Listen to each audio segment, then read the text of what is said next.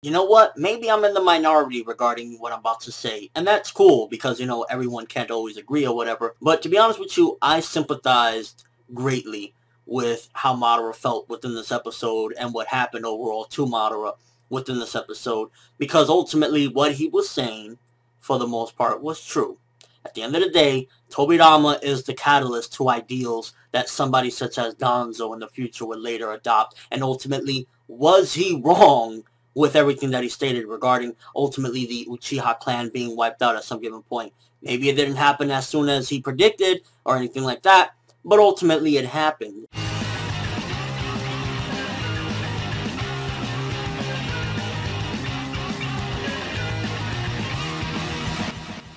This episode definitely really showed how politics work and ultimately how just because one person wants something, sometimes it ain't always going to happen. Because you can see in this episode, Hashirama tried wholeheartedly to make the situation right. He was even like, at the end of the day, Madara, I want you to be Hokage. And he was doing what he felt was right. But people like Tobirama in the village, and I can understand to a certain degree Tobirama in the village as well. It's not like I'm completely saying Tobirama is just, the scum of the earth. To a certain degree, he has a right to be reserved about Madara and the Uchiha because ultimately he's seen things. He's been to war with them all his life, and he's a little bit different than Hashirama. He doesn't have no friendship with Madara. He doesn't know Madara like that to say, no, Madara's a good guy. He doesn't have any of that. And I'm sure to a certain degree, he looks at it as like, that's my brother. Don't you fucking forget it. So when you look at it in that aspect, yeah, Tobirama's going to feel a certain way. Is it right, though, for the way he treated Madara and talking shit about Madara behind his back and those things? No, because look what he started. And this episode clearly displayed the beginnings of the Naruto Sasuke situation because even in this one, you can pretty much see Hashirama and Madara, friends. First they were rivals, then they became friends, then ultimately it went down this alley. It kind of went back and forth for a while, and he left the village, and it's very similar to what happened with Sasuke, and unfortunately that kind of seems like it's the fate for Uchiha because of what we found out, the past few episodes, how they love so strong, and when shit like this happens, they kind of just let it all out. I mean, you could say they're a little too emotional or whatever, but at the end of the day, I sympathize with what happened with Madara in this episode and how he was feeling, and he was right.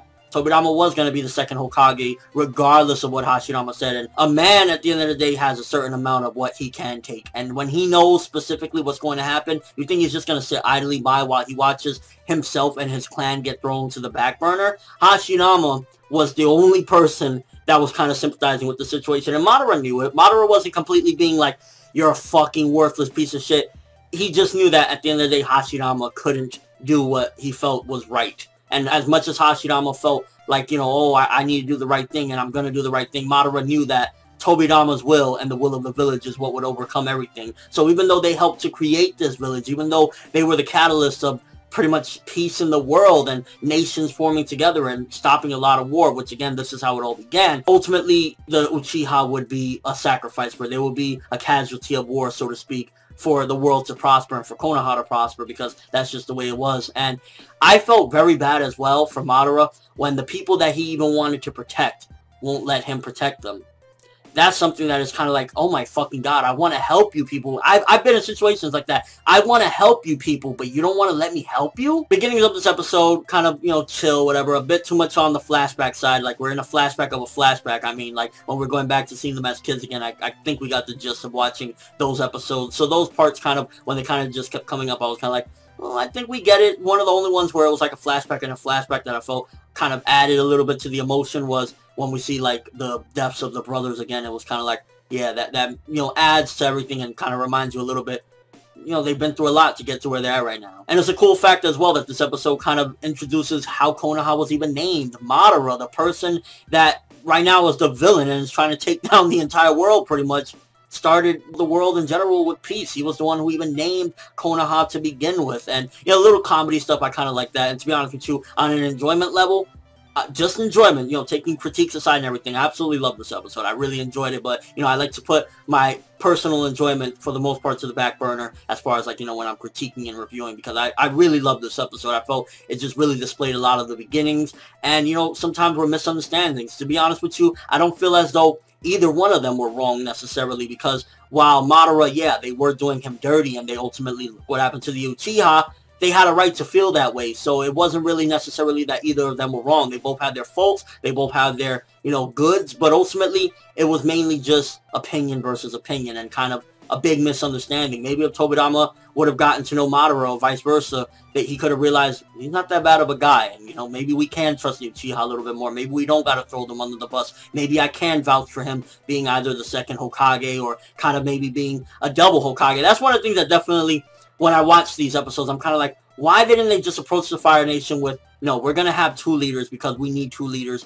And I think if Hashirama would have said, listen, I want this man to be the other leader as well, and he would have put his foot down, I think ultimately they could have got things done in that way, and a lot of this would have been spared. And to be honest with you, if you look at an episode like this with them just laughing and joking and talking about how far they've made and everything, it really makes you wonder, what if things would have stood up that way? You know, what if a lot of the hatred and everything and kind of the beef that he had with Tobirama in the village never went down and he never left? Maybe a lot of the shit that happened, you know, the bad stuff that happened in the world would have never really went down. But then again, we would have no story and there would be no Naruto. So yeah. And I did get a chuckle at how everyone copied. It's like you have one great idea and you're doing great things and then everybody around the world copies. But I guess that's just how it happens, right? And then the ending, we get Madara attacking Hashirama and the village. And it really makes you question as well, where's his head at this particular point, where he's basically telling Hashirama, no, that dream is dead.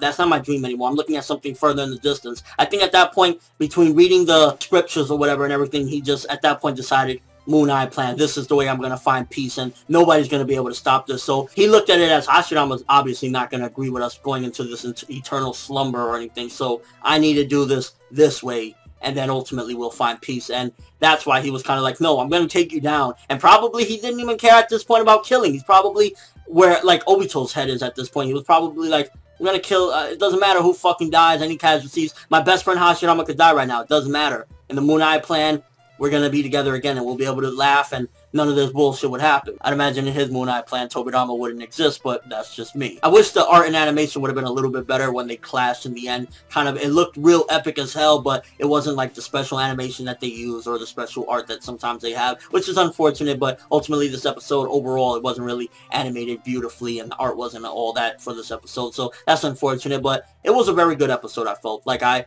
overall thought that it accomplished many things, and next week, seemingly, the flashback is going to be over based on the preview. Sasuke is going to make up his mind as well, but ultimately, I felt like this kind of showed a situation where not always it's a right and wrong. Sometimes, once again, there's that gray area where it's just a matter of opinion, and kind of people should just come together instead of always beefing and fighting. Like, at this point, what it boiled down to as well is a beef between not necessarily Madara and Hashirama, because they kind of got over their shit. It was more so Tobirama and Madara. So I'm going to give this one 8 out of 10. I really wish the animation and art would have been better, but ultimately it was a solid episode, very good episode, and it really just shows the origins of a lot of things. Like, who would have thought, you know, Madara Uchiha named the village that he's ultimately trying to take down now. You know what they say, though, you either die the hero or live long enough to see yourself become the villain. Big question, though, do you guys sympathize with Madara on this? Do you see that at the same time, it's not necessarily that Tobirama was wrong or Madara was wrong, it was kind of just that they both had a different opinion and a big misunderstanding went down? And your overall thoughts of the episode. But that's all I have for this review. Thanks for watching, hope you enjoyed. If you liked anything I had to say or enjoyed the video, drop me a like, I'd greatly appreciate it. And if you haven't subscribed, you can do so as well, that'd be awesome. I'm ForneverWorld, and as always, people,